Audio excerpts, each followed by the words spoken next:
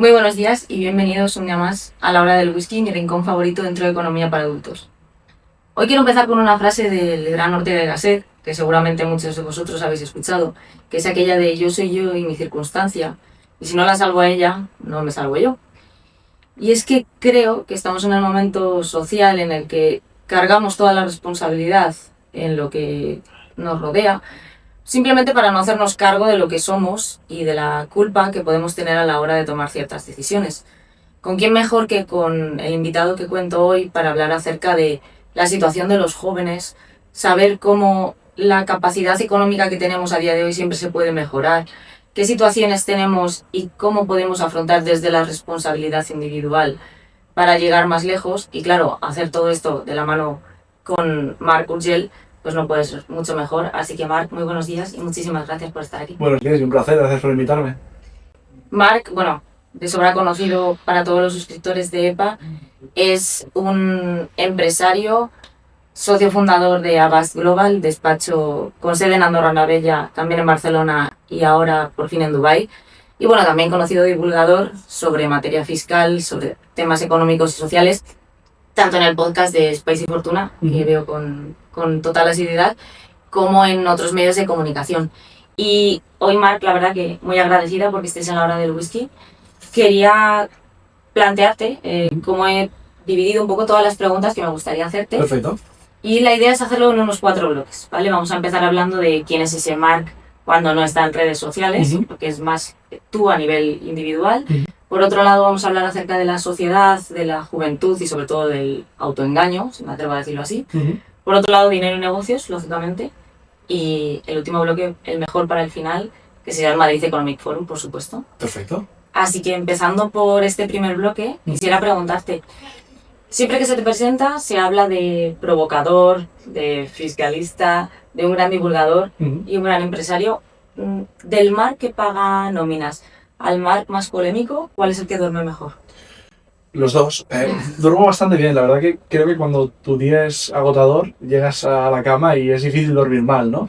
También es verdad que tengo la suerte de que, a pesar de que pueda tener ciertas polémicas en algunas declaraciones, al final tampoco soy un perfil que siembra odio, ¿no? Soy un perfil que da su opinión, que intenta hacerla con el máximo respeto a aquellos que se merecen respeto, que no son todos, y a nivel de empresa, pues por suerte puedo pagar todas las nóminas cada mes y sin demasiado problema, ¿no?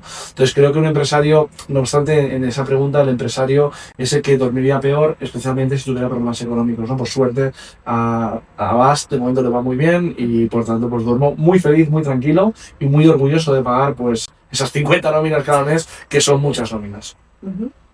¿Y en qué momento te diste cuenta que decir lo que piensas realmente te iba a cerrar muchas puertas, pero te iba a abrir otras muchas y mayores? Mira, desde muy pequeño, pero muy pequeño es muy pequeño, o sea, desde que tenía 5 o 6 años, siempre intenté o siempre he considerado que una persona tiene que decir lo que piensa, ¿no?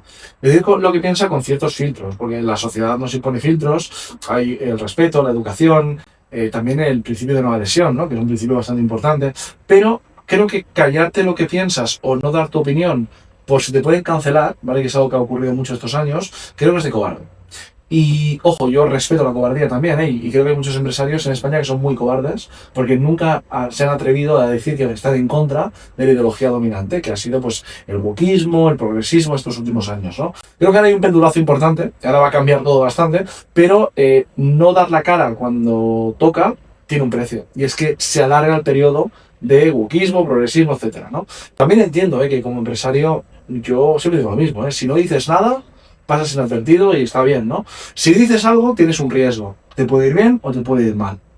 Pero el empresario que calla, que no acude a los eventos, al Economic Forum por miedo a ser cancelado, ese empresario está actuando de buena fe. Yo respeto su decisión, pero creo que es poco valiente. Y creo que en España hace falta gente valiente. Totalmente de acuerdo. Y siempre has hablado en ese punto de la responsabilidad individual. ¿Quién te la ha enseñado a ti? ¿Las hostias de la vida? ¿Tu familia? ¿Los aprendizajes? Pues mira, has comenzado la entrevista de forma muy contundente, ¿no? Muchas personas intentan buscar culpables, ¿no? O sea, tengo un problema, pero no es culpa mía, es culpa del entorno, de la sociedad, de la educación, ¿no? Incluso hay gente que, bueno, el señor violó a 15 niñas ya, pero es que de pequeño tuvo una mala educación. Ok, o sea, está está claro que el entorno puede condicionar y hay gente que lo tiene más difícil que otros. Yo lo he tenido difícil. Y está claro que no se le puede exigir lo mismo a alguien con un entorno difícil que a alguien con un entorno fácil. Hasta aquí estamos de acuerdo. Lo que ocurre es que descargar toda tu responsabilidad en el entorno, para mí es un ejercicio, primero, de irresponsabilidad personal y segundo, de no aceptar la realidad, ¿no? A veces no nos va bien porque tomamos malas decisiones, y me incluyo. Creo que asumir esto y entender que tú eres responsable de tus actos y que la libertad viene supeditada siempre a la responsabilidad es un paso muy importante. Y creo que en el colegio no te enseñan esto, te enseñan todo lo contrario, ¿no? Te dicen, bueno, has suspendido, pero bueno, en mi colegio no ponían ceros. Pero si te pones un cero, podías dañar la emoción del niño. Te desmotivaban, ¿no? Claro, pero si mi examen es de cero, tienes que poner un cero. O sea, porque si no, lo que estamos criando es gente que no es responsable, que no asume su culpa en nada y que además sabe que no le pueden poner un cero porque si no se ofende y daña su emoción, ¿no? Oye, pues no, tenemos que ir a una sociedad comprensiva, abierta, pero también contundente con estos temas, ¿no? Yo a día de hoy hablo mucho de la sociedad de los ofendiditos. Y es que cualquier cosa que se dice, una de dos, o el grado de piel sensible ha llegado a un punto extremo en el que no se puede decir nada, que vas a quedar continuamente mal, ya no con el resto, sino con la persona a la que se lo estás diciendo, desde el respeto, como comentas tú. Pero haciéndolo así, ¿qué consigues? ¿Adultos o personas más capacitadas para tener otras excusas? Además, se añade otro factor que suele ser puño de hierro y mandíbula de cristal. O sea, suele ser el que lanza comentarios, críticas y apelativos más ofensivos. Cuando recibe uno, monta un drama de que se siente agraviado, que uy, mi emoción, uy... suele pasar. Suele pasar, y además suele pasar en un sentido, ¿no? Hay una persona llamando facha a otra continuamente, y luego el facha le dice algo, drama. Oye, pues no, o sea, si tienes el valor de atacar a un oponente político, tienes que tener la resistencia de asumir el golpe cuando te lo devuelvan. Yo creo que es lo justo, ¿no? Aunque también te digo, soy partidario de rebajar mucho el tono de las conversaciones. Se puede discutir y debatir sin acudir a apelativos que falten al respeto o a clichés fáciles, ¿no? Porque lo de facha ya, yo creo, ya nos reímos. Yo cuando me lo dicen, yo me escojono. Vale, pues si tú crees que eso es facha, pues fenomenal. No tiene nada que ver, pero bueno, vale. No, pero antes se decía mucho, sobre todo en la antigua Grecia, eso de es que no es más fuerte la razón porque se diga a gritos. Pero yo creo que a día de hoy todavía ese mantra sigue estando. Y hay mucha gente que parece que solamente por gritarte o por hacerlo de una forma mucho más peyorativa considera que lleva la razón, cuando es justo todo lo contrario. Sí es verdad que no te da más razón, pero sí te hace llamar más la atención. Y eso creo que, bueno, y le ha funcionado a Javier Milei, por ejemplo. Javier Milei llevaba la razón, pero ha conseguido esta popularidad en Argentina y ser presidente por también la forma como lo hacía, ¿no? Es decir, lo hacía de forma despectiva, de forma... ¿por qué? Porque era un papel, es todo una escenificación. Porque se dieron cuenta que si tú escenificabas fuerte, te llamabas la atención y eres un candidato más popular. Que no digo que esté bien, digo que es lo que hizo, ¿no? Pero sí yo creo que lo que hay que hacer un poco es rebajar la tensión, porque una persona que piensa distinto a mí, hay personas que creen que el socialismo y el comunismo es el método fenomenal para dirigir un país. Oye, y son gente maravillosa, lo único que están profundamente equivocados, pero no hay que llevar la diferencia ideológica al terreno personal. Yo tengo amigos de Podemos, pero muchos amigos de Podemos. Yo vivo en un barrio que es de Podemos, o del PSOE, ¿no? Y mantengo la amistad con ellos. Y todo bien. Lo único que, evidentemente, cuando la política crispa las relaciones personales y familiares, al final tenemos conflictos personales. Y eso, pues, me parece grave. ¿Y qué parte crees que de tu discurso la gente realmente aplaude, pero luego muy pocos aplican en el día a día? A ver, yo te diría que de mi discurso tampoco es tan... No sé, yo intento aplicar sentido común a todo lo que digo. O sea, intento decir, oye, mira, pues si robas, a la cárcel. Oye, pues mira, si este presidente del gobierno engaña constantemente, pues deberían procesarle. Digo cosas bastante coherentes. Quizá el punto más controvertido, digamos, hay dos puntos. Uno, el punto de la inmigración, que es un punto delicado, y luego está el punto de los jóvenes, ¿no? Me han sacado algún artículo diciendo que un día dije en un podcast que los jóvenes no quieren trabajar. Y eso, pues, causó mucho revuelo. Es verdad que fue ligeramente descontextualizado porque decía, bueno, yo tengo jóvenes en mi equipo que son buenísimos y hay jóvenes muy motivados, pero hay una mayoría o hay un sector de la juventud que se cree con derecho a percibir una paga y no pegar un palo al agua en su vida. Y ese perfil hay que decirle que esa idea que le vendieron no existe. Y claro, con el tema de los jóvenes, precisamente, pasando un poco ya a ese bloque, Yo muchas veces me pregunto, ¿realmente estamos creando personas adultas con capacidad para responder ante la vida en cualquier situación? ¿O estamos creando meras personas con esas excusas que ya llegan a confundir en algún momento derechos con simplemente expectativas que tienen ante la vida? Mira, tiempos fáciles crean hombres blandos. Y creo que eso es absolutamente cierto y lo estamos viendo. Nos han inculcado que tenemos un derecho a la vivienda, tenemos un derecho a vivir en el centro de Madrid, tenemos un derecho a no trabajar porque no nos da la gana. Es decir, claro, detrás de cada derecho, falso derecho, ¿no?, que se plantea, hay una obligación. O sea, para que yo tenga un derecho a tener una vivienda, hay alguien obligado a construirla. Entonces ese derecho es falso, es mentira. El derecho a la vivienda es mentira, no existe. La Constitución hace apunte a que tenemos derecho a la vivienda, pero bueno, pero no dice que no te lo tengas que pagar. Dice que puedes acceder a ella, pero no que sea gratuita, ¿no? Entonces, creo que la juventud ha recibido un mensaje desde pequeños donde les indican que todo es fácil, que tienen derecho a todo y que paguen los ricos. Y entonces al final dices, bueno, yo voy a votar todo esto, vale, ¿y quién lo pagará? Los ricos. Pero los ricos ya pagan el 50%. ¿Quieres que paguen más? Sí, los ricos. Entonces, claro, es muy fácil hacer economía así, ¿no? Yo monto una empresa y tengo todos los gastos que quiera y cuando toque pagar, no, que paguen los ricos.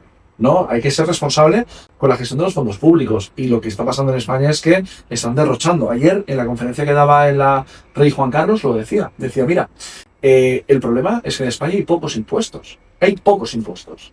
¿Y por qué hay pocos impuestos? Porque desde el 2007 España presenta un superávit presupuestario. Desde 2007. O sea, llevamos 20 años gastando más de lo que generamos. O sea, ingresamos por impuestos menos de lo que gastamos. Y lo que tú no puedes pagar se financia con deuda, que la deuda es impuesto futuro.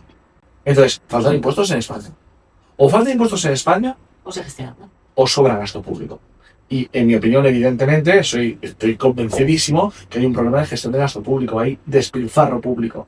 Y no sanidad y educación, es despilfarro. Sanidad y educación representan menos del 25% del presupuesto. Es despilfarro público. Es enchufar a mi amigo, es crear redes clientelares, es intentar tener a todo mi elenco de votantes contento a ellos y a su familia. Y de este modo, pues secuestramos la democracia a base de talonario. Es lo que está pasando.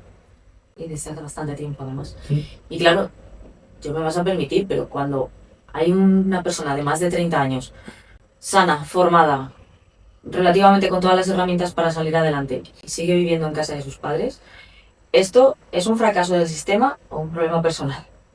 Las dos. O sea, creo que decir que es un fracaso del sistema es sacudirte la culpa. Yo creo que personalmente ha tenido herramientas y opciones para poder llegar. Yo tengo que decir, el sistema me parece mal en muchas cosas, pero lo que está claro es que cualquier persona que quiere estudiar puede estudiar gratuitamente hasta el final. Eso es así. Lo digo porque yo he estudiado en la pública, es decir, se puede hacer y el Estado proporciona esa posibilidad. Lo único que por tu parte tienes que hacer algo. Ese algo es estudiar, acudir a clase, hacer el examen y aprobarlo. Pero es que, escúchame, es que se estaba debatiendo hace años sobre porque claro, a ti te dan beca universitaria para estudiar gratis en la pública siempre y cuando apruebes. Y decían, estos fascistas, los que quitan las becas, no, lo único que te están pidiendo es que si todos pagamos la educación de uno, ese uno por lo menos se le ocurre un poco y apruebe. No un 8 o un 9, no, un 5. Sí, que otra cosa son las becas de excelencia. Claro, eso es otra cosa. Pero que la beca de equidad esté sometida a aprobar, me parece lo mínimo. Pues no, eso es una opresión fascista. Entonces, claro, estamos acostumbrados a un esquema mental donde la culpa es del sistema y no lo es. Y te digo, si alguien me plantea esto de un país de África Central que tiene una renta per cápita de $100 al año, ¿vale?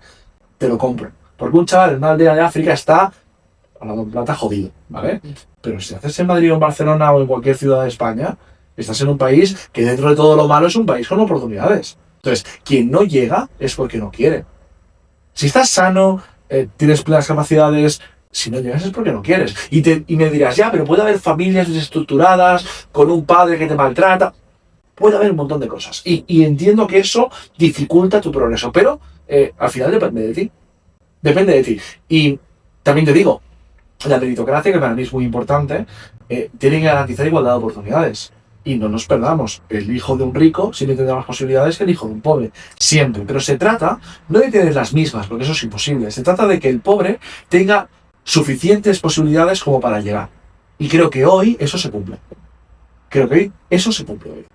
Las cartas que te tocan en la vida, desde luego que no las puedes elegir ni las defines, Uh-huh. pero aprendes a jugar con ellas de la mejor forma posible. Total. Yo lo que pido son cartas. O sea, tienen que haber cartas. Si no te, Mismo número de cartas. si no te dan cartas, tienes un problema, pero si te dan cartas, puedes Y jugar. luego, ¿no te pasa que toda la gente tiene la sensación de que todo el mundo está cansado y agobiado? ¿Sabes explicarme por qué? A ver, yo es que estoy cansado y agobiado también. Pero creo que tiene más lógica, ¿no? Pero creo que ahora todo el mundo, por ejemplo, ¿no? Cuadros de ansiedad o de cuadros de depresión o cuadros de estrés, ¿no? Yo hablo con psicólogos y me dicen, hay una pandemia de estrés y de ansiedad. Pues aquí la cosa es, ¿realmente las circunstancias a las que están sometidas las personas hoy son más duras que hace 20 años? ¿O es que ahora somos más débiles que hace 20 años? Lo digo porque ahora, no sé, tienes una aplicación, pides un coche, te vienen a recoger, tienes en internet todo, tienes ChatGPT que te responde cualquier duda que tengas. Hostia, ¿de verdad estás peor hoy que hace 20 años? ¿O es que el joven de hoy es más débil que el joven de hace 20 años? Esa es la pregunta. Y te digo, los jóvenes de hoy, y en su defensa tengo que decir que tienen un problema, y ese problema se llama salarios. Los salarios en España están congelados en términos reales desde hace muchos años. En cambio, la vivienda, informe de Expedi desde hace unas semanas, ha incrementado un 40% en 5 años. Entonces, la posibilidad de un joven de hoy de comprar una vivienda es infinitamente más difícil que hace 20 años o 40 años. Y eso los jóvenes sí que tienen un argumento que pueden poner sobre la mesa. Pero hasta aquí pueden decidir ponerse a llorar y patalear o hacer algo para cambiarlo. Y yo abogo por lo segundo, ¿no?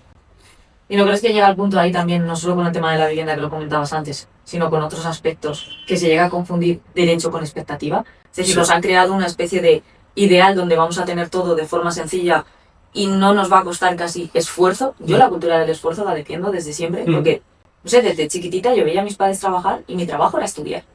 Entiendo que a día de hoy sigue siendo lo mismo en todos los aspectos.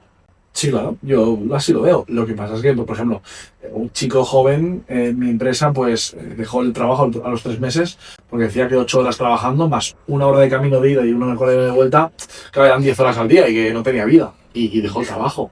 Entonces, claro, A ver, lícito si puede también. También bueno, el tema es que no puedes. O sea, la cuestión es, vale, lo dejas y ¿qué haces? O sea, porque ¿qué vas a trabajar de jornada? O sea, ¿cómo enfocas tu vida, no? Entonces, claro, me parece difícil defender un mensaje así, ¿no? No, es que yo 8 horas al día es esclavitud.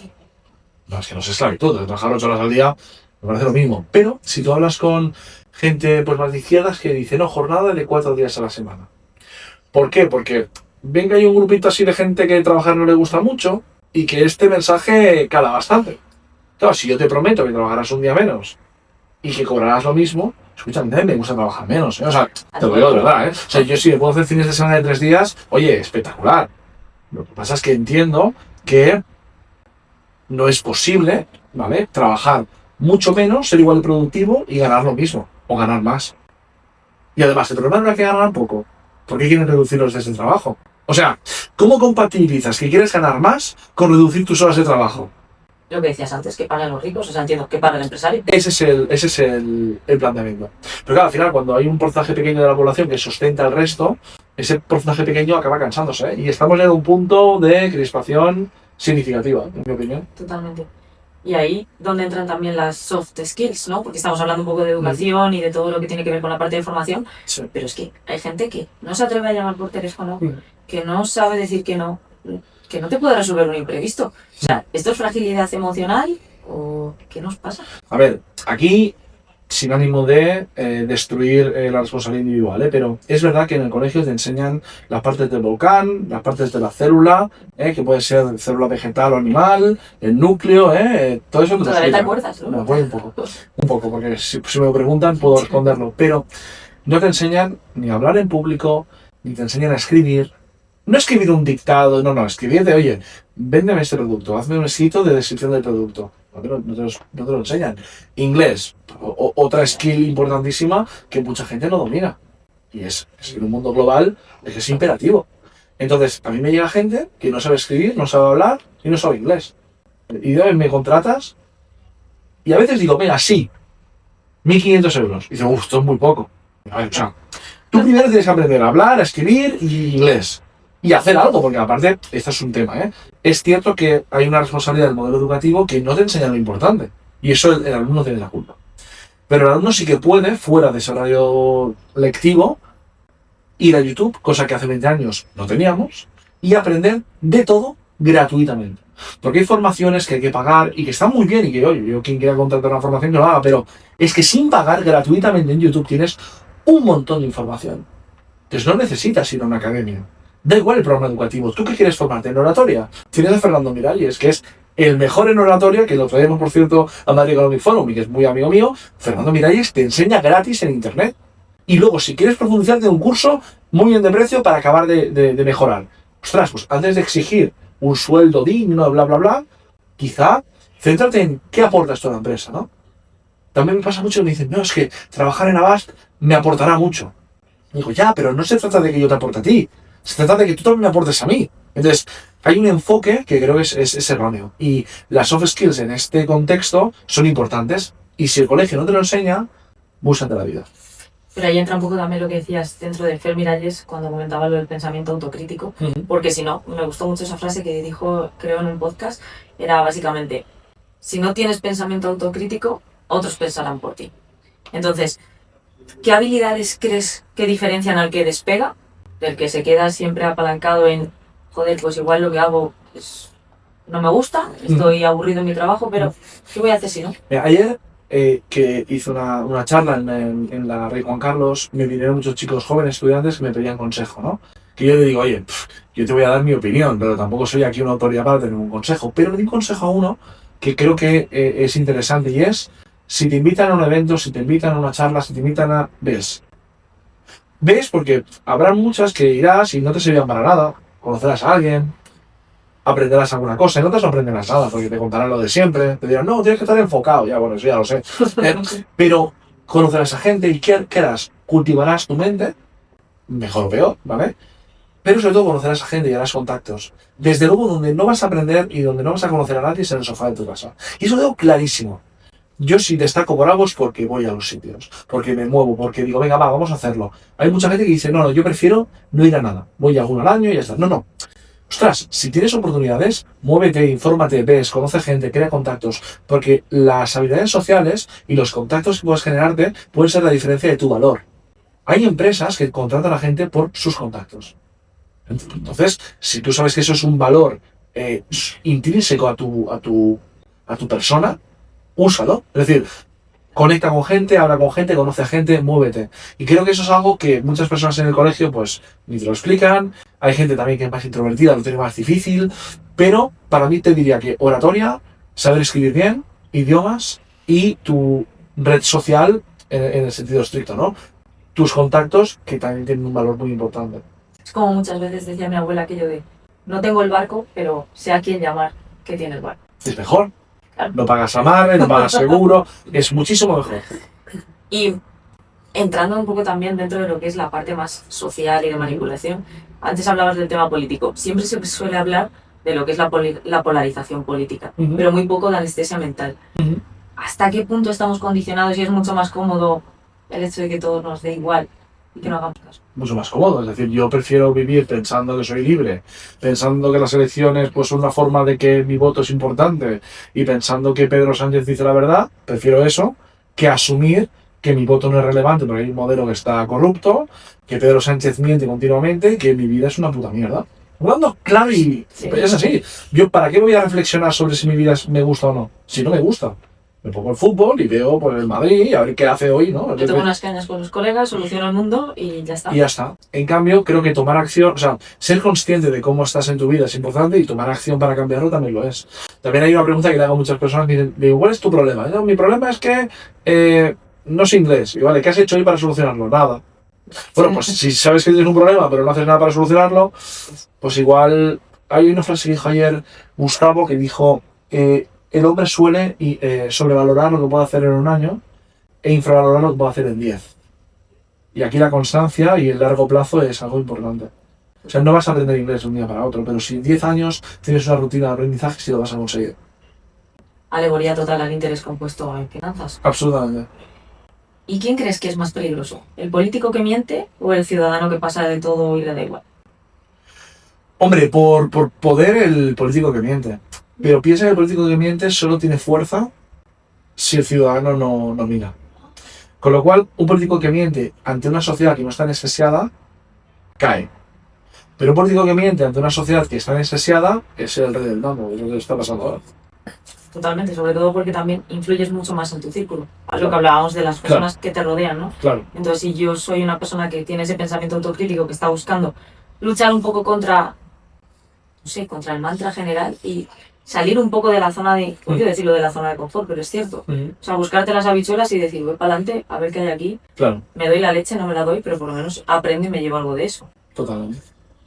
Y entrando ahora un poquito más en la parte de negocios y de dinero, porque al final no quiero que todo esto se quede en una mera conversación filosófica, sino que lógicamente todas estas cosas tienen unas consecuencias a la hora de cómo trabajamos, cómo emprendemos y cómo nos relacionamos con el dinero, que muchas veces tenemos un problema grande ahí también, y como es un tema tabú que no se habla ni siquiera entre parejas, ni mucho menos entre amigos, pues la verdad que encontrar una situación en la que se pueda hablar de forma tan clara como esta creo que es importante. Pero situándonos un poco más en España, yo no quiero preguntarte, antes anunciabas un poquito eso, no quiero preguntarte si España en España se pagan muchos impuestos. Le quiero dar un poquito la vuelta y ver si realmente en España se gasta mucho más de lo que realmente se produce.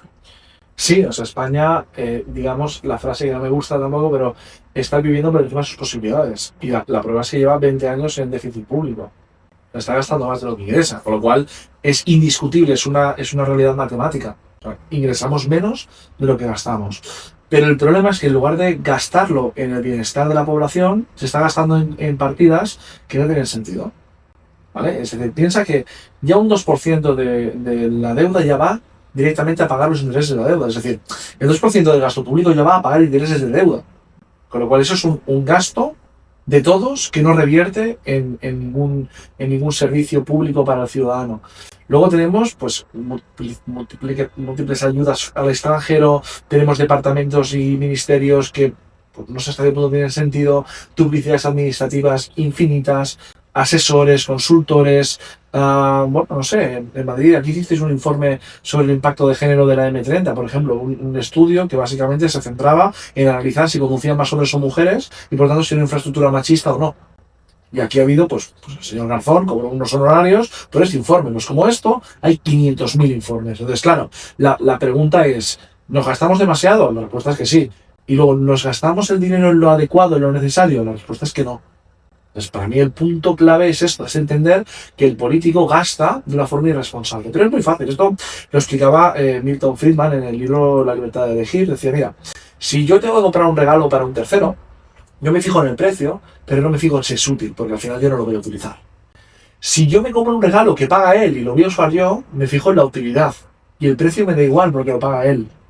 El sector privado es, yo compro un regalo para mí mismo, con lo cual me fijo en la utilidad y me fijo en el precio.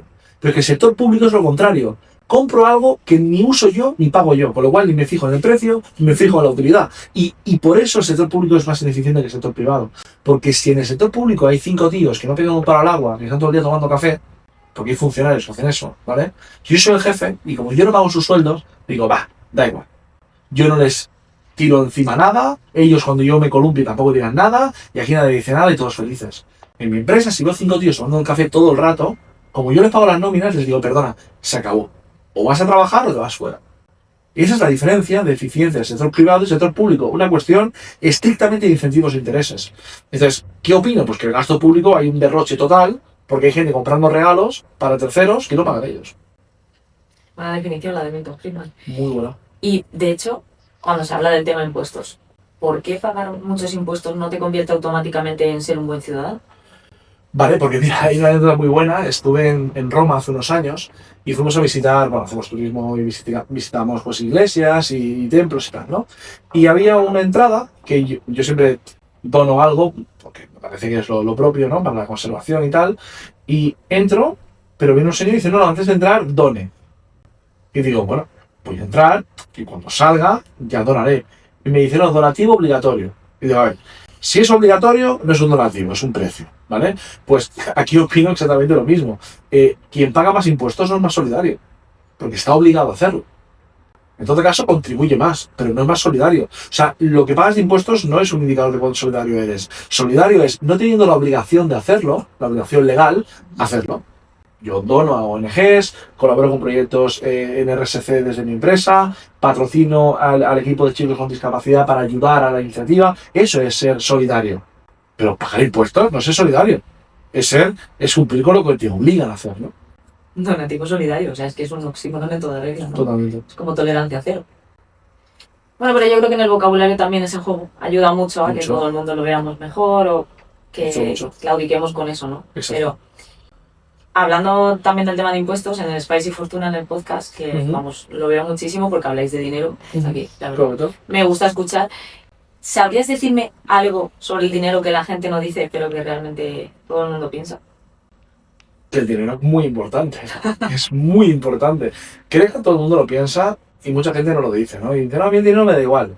El dinero es tan importante que no eres consciente de lo importante que es. Y te lo digo porque yo vengo de una familia humilde, muy humilde, ¿vale? Y yo siempre he querido tener dinero para poder proteger a mi familia. Ese es mi principal objetivo en mi vida. Es decir, mi objetivo es obtener dinero para tener protección mía y de mi familia, sobre todo de mi familia. El dinero te protege. No es para comprarte un Lamborghini o un Rolex. No. El dinero te protege. Es fundamental porque al final el dinero son favores que has prestado a la sociedad y que te deben, ¿no? De alguna forma. Entonces tú has aportado al mercado cosas y te han recompensado con un ticket que vale por un favor. Y eso es un billete, ¿vale? Entonces yo creo que tener dinero te protege ante cualquier eventualidad. Hay cosas que el dinero no puede solucionar, estamos de acuerdo. Pero puede solucionar muchas cosas que sí. Y si no tienes dinero, tienes un problema. Con lo cual el dinero es importantísimo. Hablar de cómo generar dinero, hablar de cómo ahorrar, hablar de cómo invertir, son temas que son tabús y que son importantísimos. Más que las partes del volcán, más que la parte de la célula. Es así. En cambio, en el colegio no se habla. Y cuando algún partido político, en su momento me acuerdo, Ciudadanos, que quiso implementar tenía un proyecto para poner educación financiera en los colegios, sí. Hubo una oposición frontal de toda la izquierda. Tanto PSOE como Podemos dijeron que ni de coña, que era adoctrinamiento capitalista. Y yo lo que decía a mis amigos de Podemos, decía, pero vamos a ver, cuando tú vas al banco, tú vas a hacer una operación financiera en tu vida, como mucho, ¿vale? Que va a ser tener una hipoteca, ¿vale? Si tú no conoces las reglas del juego, no conoces qué es un interés compuesto, no conoces lo que es un interés variable, o una cláusula suelo, te van a tomar el pelo. Entonces, dar formación financiera empodera a la población. Si tú conoces todo lo que sería financiación, conoces los conceptos de finanzas, interés compuesto, te da armas para poder ser mejor en la sociedad. Porque estaremos de acuerdo o no que el modelo capitalista es un modelo muy malo y de desigualdad, bla, bla, bla, pero estás aquí. O sea, Pablo Iglesias, el día que cambies todo esto, si algún día llega, que seguro que no, ya quita la educación financiera de los colegios. Pero mientras tus votantes vivan en un entorno capitalista, tus votantes, si tú les quieres el bien, deberías fomentar que tuvieran formación financiera. El problema es que si tienen formación, son más libres.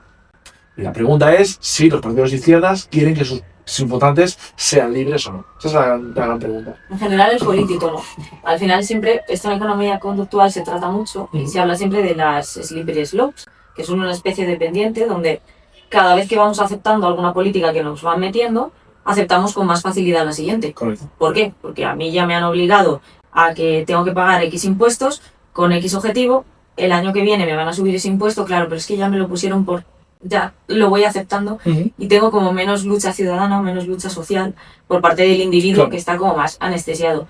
Entonces, claro, si tú eso lo llevas al infinito, ¿qué haces? Te quedas en que no le estás dando educación financiera a la gente, luego lo que tú comentas, si intentas formarles van a ser más libres, van a tener, por supuesto, muchas más quejas, no digo ya simplemente de este gobierno, de otro, me da igual, pero simplemente van a poder opinar, van a poder hacer lo que quieran y sobre todo te estás disparando en el pie, porque tú, entiendo, cualquier político normal, con sentido común, buscaría que su país fuese el mejor. Sí, ¿no?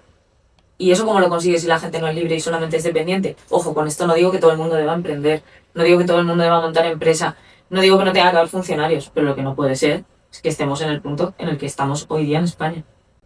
Yo creo que todo el mundo debería ahorrar, debería poder ahorrar y debería poder gestionar sus finanzas personales. Y la educación financiera no va de vamos a crear un fondo buitre, bla, bla, bla, no, va de saber gestionar tu dinero, saber qué es un gasto, qué es una inversión, saber que ahorrar es positivo, saber que es el interés compuesto, y eso todo el mundo lo necesita.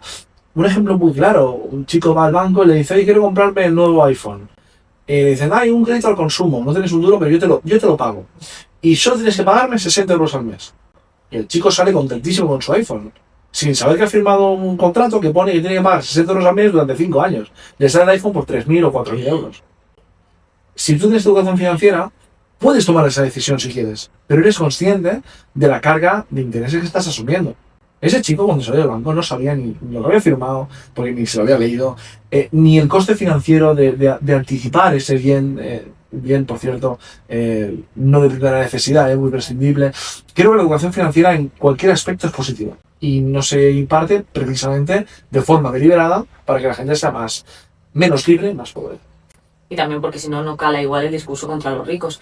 ¿Crees que realmente en España se odia a los ricos, pero que hay un sector de la población que le encantaría ser como ellos sin hacer nada por conseguirlo? Todos. Todo el mundo que yo conozco pobre odia a los ricos, pero si le ofrecieran la posibilidad sería rico. Todos. Y ojo, estoy hablando de los ricos que se han ganado el hecho de serlo, quiero Sí. decir. Es decir, que has trabajado, que has hecho todo trabajo duro, ¿no? Pero, sí, pero es que ser rico no es malo, es que ser rico es bueno. Ser rico es algo positivo. Y el rico mejora el mundo. Porque el rico consume, el rico compra una vivienda, el rico se compra un coche. Todo esto genera economía y hace que la gente tenga un salario mejor y pueda progresar. Y esa es la teoría, ¿vale? Evidentemente que cuando tú dices a un tío de Podemos, vivo en un chalet, dices, te odio, vivo en un chalet, yo siempre viviré en Vallecas. ¿Te suena? Y luego en cuanto pudo, pues vive en Vallecas. Y la otra, pues es eurodiputada y gana 120.000 euros al año. Porque cuando pueden, lo cogen. Cuando no pueden, dicen, es que la culpa es del rico. Pero en cuanto pueden, a la mínima que pueden, venderían a su madre. Y todo a costa de precisamente esas personas que realmente sí le han creído ese discurso y sí confían en la palabra que ellos tienen, ¿no? Mi opinión es que si alguien es rico, perfecto, siempre que lo haya hecho sin cometer delitos o sin hacer actos moralmente reprochables. Si se ha enriquecido porque ha encontrado un producto que funciona, ofrece servicios al mercado, pues está muy bien, no hay ningún problema. Y luego, claro, la otra cara de la moneda. Tenemos una de las economías sumergidas más grandes de toda Europa, junto con una de las mayores, si no la mayor presión fiscal de toda Europa. Es decir, el que lo hace bien es al que más le grabamos. Entonces, si solo castigamos al que cumple... Esto me recuerda, leí un informe, en la facultad decían que el Corte Inglés ya preveía que le iban a robar X productos durante el año. Entonces cogía la provisión por robos y lo que hace es incrementar los precios de todos los productos. Y yo cuando leí eso dije, wow, entonces el que roba, evidentemente lo persiguen, pero saben que le van a robar y ¿quién lo paga? Los que sí que pagamos honradamente, ¿no? Pues un poco, creo que pasa mucho esto en la sociedad, ¿no? Que al final pagan justos por pecadores. Y eso ha pasado, pasa y pasará, yo creo, ¿no? Que eso no va a cambiar. Y bueno, evidentemente, escuchándote un poco y con esta charla, creo que es más necesario que nunca espacios de debate abierto donde realmente se pueda abrir, se pueda discutir, se pueda hablar, se pueda discutir de dinero, de negocios, de emprendimiento, sin ningún tipo de tapujos y tampoco sin pensar cómo me van a mirar o qué me van a decir. Y aquí es cuando llegamos, por supuesto, al Madrid Economic Forum, que bueno, este año la verdad tenemos la suerte y el honor desde Economía para Adultos de poder patrocinarlo. Y la verdad que estamos encantadísimos. Y para mí el Madrid Economic Forum ya deja de ser un evento únicamente y pasa a ser una verdadera revolución. Por las ideas que allí se plantean, por la gente que da la charla, por todas las conexiones que se pueden crear. Pero realmente, ¿qué necesidad o cómo preguntarte? ¿Qué necesidad social revela el hecho de que exista un evento como este? Mira, yo veo una mentalidad en la sociedad española y europea en general que no me gusta, ¿vale? Entonces veo que se crea el foro de Davos, se crean eventos y movimientos que vienen a continuar fomentando esta mentalidad de wokismo, progresismo, ¿no? Yo creo que España está peleando en el ring de la economía mundial con un brazo atado a la espalda. Entonces, por más bueno que seas, aunque seas Mohamed Ali, ¿vale? Con un brazo en la espalda te gana todo el mundo. Entonces España lleva pegando tiros en el pie desde hace una década. Claro, si no puedes desarrollar temas de IA porque hay regulación, si el empresario tiene un impuesto que le merma su beneficio, no puede reinvertirlo. Entonces compite en desigualdad. Entonces España tiene un problema de mentalidad. Y hasta que eso no cambie, seguiremos mal. Entonces, ¿qué hicimos? Bueno, podemos llorar y quejarnos, ¿no? Podemos ir a Twitter y tuitear, que también tiene su función. Sí. O podemos hacer algo un poquito más fuerte. Y Víctor y yo decidimos pues, montar un evento 100% privado, con recursos propios, y producir un evento que cuesta $500,000. Un evento que tiene un coste relevante y que asumimos un riesgo para organizarlo. ¿Y qué pasa? Que nos encontramos con que hay empresas que, bueno, dicen, ¡buah! Me encanta este evento, voy a venir escondido, pero no quiero salir en la foto. Y me ha pasado con muchos empresarios que tengo relación de amistad con ellos. Y me dicen, es que me da un poco de miedo que me puedan cancelar, porque claro, viene Milei. Hay mucha gente que odia a Milei. ¡Wow! No, es que viene Iván Espinosa y claro, es de Vox, ya no es de Vox, pero bueno. Digo, bueno, pero ¿qué más te da? Y yo yo me puedo hacer una foto con un tío, que me vean con un tío y no tengo que compartir sus ideas. O puedo compartir alguna cosa. A mí de Vox me gustan algunas cosas y otras no. Pero ¿por qué tienes que etiquetar? Dice, no, yo no etiqueto, pero la gente sí. Y como la gente sí, tengo miedo de que la gente me etiquete y yo pierda dinero. Pero este año no está pasando así. Este año ha habido un cambio muy importante y las empresas están comenzando a decir, no, si yo pienso esto, si yo creo que esto es un espacio de debate libre, ¿por qué no patrocinar? ¿Por qué no colaborar? ¿Por qué no estar ahí? ¿No? Y eso creo que es un paso muy, muy importante. Al final el evento tiene por objeto el abrir un espacio de debate, de divulgación, de formación, y al final pues encontrarnos con muchas personas que pensamos más o menos parecido, pero que tenemos en común algo, y es que no estamos de acuerdo con la corriente ideológica que actualmente hay en España, que es la ideología de el ser vago, el tengo derecho a todo, el no quiero pegar un palo al agua. Y esto creo que es importante como motor del cambio. Y estoy convencido que va a haber un cambio. Problema. Estoy convencido que va a haber un cambio de mentalidad y que más jóvenes españoles, en lugar de ir a hacer el botellón, querrán montar una startup. Creo que va a pasar, como en Estados Unidos. Creo que va a pasar. No sé cuándo, pero espero más pronto que tarde. Pero lo que no veo, y eso es un problema, es una alternativa política. Yo hoy, y es un evento político, pero indirectamente la política tiene cierto impregna la economía y la empresa, ¿no? Pero no veo ninguna alternativa política, libertaria o liberal, que pueda liderar este cambio.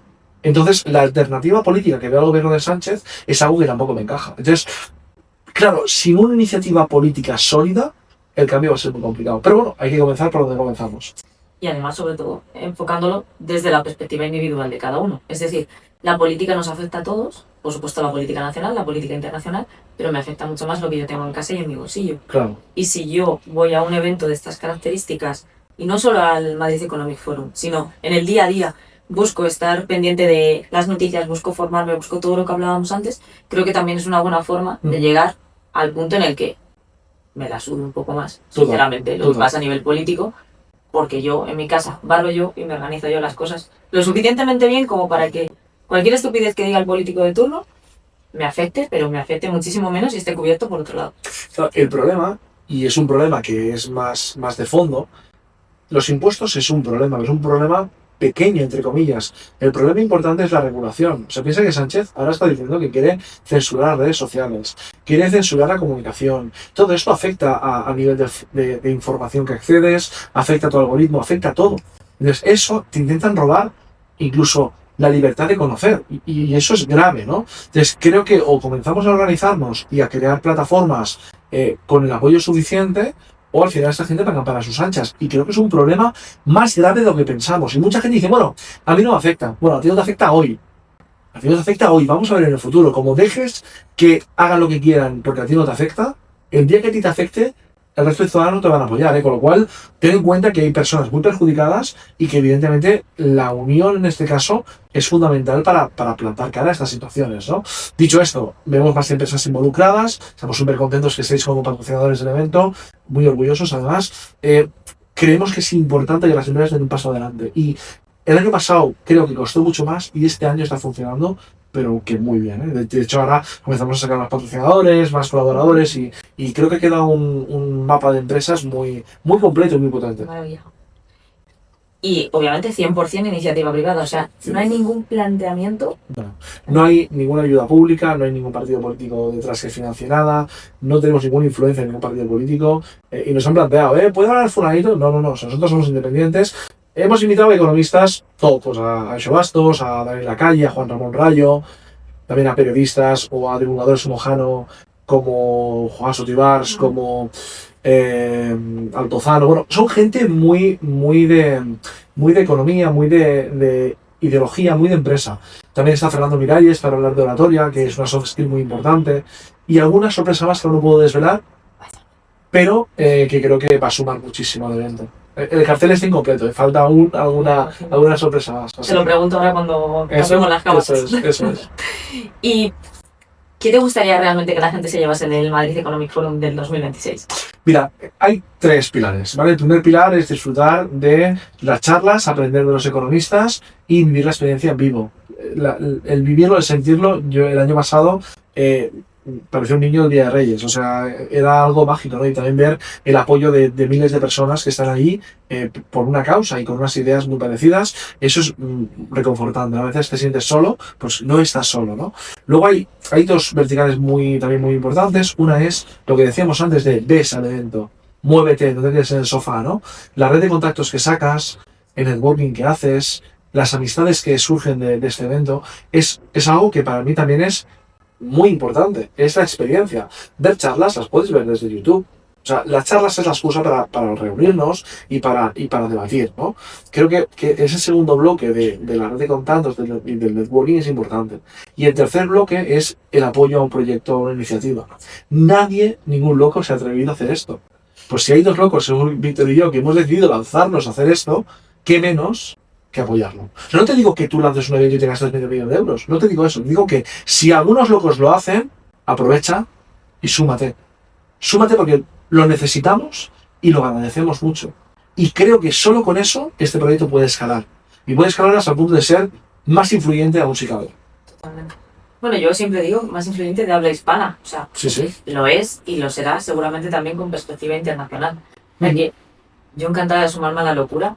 Y sobre todo el año pasado, no sé si te acuerdas de ese momento en el que se apagan las luces en Vista Alegre, que os quedéis únicamente Víctor y tú. Sí. Ese momento, ¿qué pensasteis? Fue brutal. Bueno, dijimos, creo que no somos conscientes aún de la que hemos montado. O sea, creo que tuvimos que digerirlo durante unos días después del evento, porque, claro, piensa que la tensión de la organización es muy grande. Además, trajimos a Javier Milei, un jefe de Estado, seguridad, policía española, policía argentina, o sea, todo podía salir mal podía haber cualquier imprevisto. Y Milei no venía. Entonces, claro, yo había dado la cara y había dicho que este señor, referente del liberalismo, jefe de Estado, venía. Y tenía su palabra, nos había dado su palabra y nos apoya a muerte. Pero digo, ¿y si pasa algo y no viene? Claro, hasta el momento que me dicen aterrizado en Madrid, dije, ahora ya. Bueno, luego estuvimos un Milei 1 hora hablando sobre economía, sobre Argentina y tal. Súper bien, la verdad que es un genio, cree mucho en lo que defiende, es un técnico, es un economista que tiene clara la función la que viene a hacer, que es dar una solución a un país en un problema muy grave, y la verdad que con Milei la relación es excelente. Y la experiencia cuando apagaron las luces fue, creo que no somos conscientes de lo que ha pasado.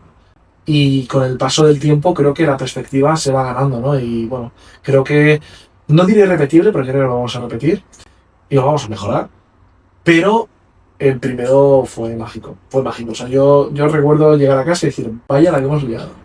Totalmente. Yo vengo de un barrio humilde de Barcelona, ¿no? De Nou Barris. Entonces, que un tío de Nou Barris, que su expectativa máxima era ser cajero en un banco, o, bueno, tener un trabajo aceptable, acabe con un presidente del gobierno de Argentina en un evento de 7.000 personas, pues hombre, orgulloso, la verdad que orgulloso de mí mismo, de lo que hemos conseguido y orgulloso del proyecto, la verdad.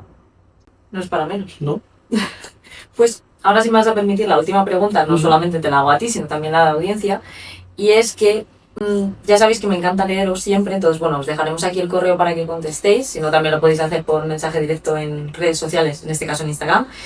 Pero la pregunta es la siguiente, quiero preguntaros que me digáis qué países elegiríais para cada una de estas 3 cosas, y para ello te voy a dar un trozo de papel para que no nos copiemos. Ok. Vale. Escribimos cada uno. En primer lugar, el país en el que viviríais con vuestra familia y educaríais a vuestros hijos. En segundo lugar, el país donde pagaríais impuestos. Y en tercer lugar, el país donde invertiríais directamente. Ponemos 1, 2 y 3 si quieres.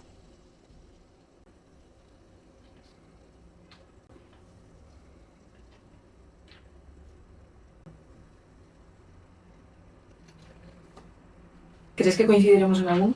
Yo creo que no. Joder, vale. Bueno, o sí, o en uno, en el 2 igual. ¿vale? O sea, el primero para criar, bueno, vivir con nuestra familia y criar a nuestros hijos. ¿Has puesto? Andorra. España. Es verdad que hay muchas cosas que creo que son mejorables y cambiables, pero por lo que sea, España. A mí España me encanta, ¿eh? Y lo único que no me gusta es el IRPF que tenemos. Eso está un poco mal. A mí tampoco me gusta. Pero bueno, y en Barcelona la inseguridad tampoco me gusta. Ya, bien. Que si pago mucho, pero tengo un entorno seguro y confortable, pues vale. Pero es que si pago mucho y encima no tengo entorno seguro, pues no me gusta. Hace poco veía un vídeo que decía, es que claro, cuando tú piensas, pagas muchos impuestos, pero es por las carreteras, y sales y ves los baches. Dices, no, pues por la carretera no es. Será por los hospitales y ves que la sanidad pública está colapsada. Y bueno, no voy a decir cómo acaba el vídeo, ¿no? Al final dices, ¿dónde se van los impuestos? En segundo lugar, era precisamente para pagar impuestos, Dubái. Dubái. ¿Ves? Joder, Joder, qué máquina. si Dubái es un cero. Al final Dubái es un cero y bueno, pues mejor que cero pues no hay. Es como, vale, inmejorable. Lo único que Dubái, por ejemplo, a mí para vivir no me acaba de gustar. He ido y tal, pero de visita y estar ahí y tal, sí, pero vivir permanentemente no me acaba de hacer el peso. Eso es cierto, no es el emirato más... O sea, para el lujo, la vida más así, evidentemente sí, pero para estar viviendo con la familia, Por eso. Y hace mucho calor. Abu Dhabi mejor, siempre. Abu Dhabi mejor. Para tema familiar y demás, sí. Ujú. Y bueno, para tema inversión también está empezando bastante fuerte, pero... ¿Y en el punto 3, para invertir? No coincidiremos, pero yo he puesto Estados Unidos. Porque creo que Estados Unidos sigue siendo y debería seguir siendo el líder mundial en innovación, tecnología, y creo que para invertir ahí es un buen lugar. Ahí repetí, puse Dubái también, la verdad. No solo porque ya lo esté haciendo, sino porque realmente es verdad que Estados Unidos no lo tengo en el punto de mira como para... Si Dubái, claro, puedes invertir en inmuebles, entiendo, ¿no? Ujú. Claro, pero no hay al menos empresas punteras que estén innovando en Dubái. Al menos no conozco. Pero tú vas a ver Nvidia, vas a ver Meta, vas a ver las grandes compañías tecnológicas, las siete magníficas. Vamos, Estados Unidos sigue siendo la cuna de la innovación, ¿no? Creo que habrá una guerra comercial y una guerra de la innovación entre China y Estados Unidos. Y si me pides que apueste por una de las dos, o cuál me gustaría que ganara, pues claramente Estados Unidos. Con todos los defectos que tenga Trump y con todo lo que quieras, pero creo que Estados Unidos tiene unos valores o refleja una sociedad que es la occidental, la más parecida a Europa, y evidentemente pues China tiene otros intereses y tiene otro perfil. Entonces yo prefiero casi que lo malo conocido, ¿no? Depende de cómo. Que lo malo por conocer. Y que realmente un país, bajo mi punto de vista, no sé qué opinarás, un país es el país y su gente, Sí, no claro. el gobernador que tenga en ese momento. Claro, bueno, salvo que sea un dictador. Si es un dictador, En entonces ese caso, ¿cómo se puede hacer? por eso. Pero, pues Marc, de verdad, 1.000.000 de gracias por acompañarme a tomar este whisky hoy. La verdad que ha sido un verdadero placer. Estás invitadísimo para, por supuesto, comentar el Madrid Economic Forum del 2026. Será un placer. Así que augura, vamos, ser impresionante y mejor que el anterior. Era difícil hacerlo, pero estando en vuestras manos, seguro que sí. Pues oye, muchas gracias. He estado muy cómodo, me lo he pasado muy bien y la próxima nos vemos. Y a vosotros, 1.000.000 de gracias nuevamente por vernos en la hora del whisky de Economía para Adultos. Como siempre os digo, me gusta quedarme con los aprendizajes que puedo sacar de cada uno de los invitados que tengo la oportunidad de tener aquí. Y si me quedaría con algo de Marc, por supuesto, sería con la parte de aprender a no vivir anestesiados, a tratar de echarnos las culpas, sí, ¿por qué no?, de las cosas que tenemos que hacer en nuestro día a día, de buscar mejorar, que siempre se puede, buscarse las habichuelas en cualquier momento y por muy oscuro que parezca todo, siempre, de verdad, siempre tratar de salir adelante y sobre todo dejar de echar las culpas para el otro lado, que sabemos y podemos hacer muchas cosas sin querer pretender sonar a coach motivacional, que sabéis que no me va en absoluto. Así que, lo dicho, 1.000.000 de gracias por acompañarnos en este capítulo. Los que no estéis suscritos al canal ya estáis tardando en hacerlo. Igualmente a la newsletter de Economía para Adultos, que ya sabéis que ahí es donde enviamos todo el contenido extra que no se ve dentro de cámaras. Y también, como os digo siempre, por supuesto, seguid invirtiendo con criterio, con cabeza y sobre todo, por favor, cuestionándoos todo lo que suceda a vuestro alrededor. 1.000.000 de gracias y nos vemos en el próximo capítulo de La Hora del Whisky. Chin, chin. Chin, chin. Oye, luego dicen que con el agua da mala suerte. ¿Tú qué opinas? No, no.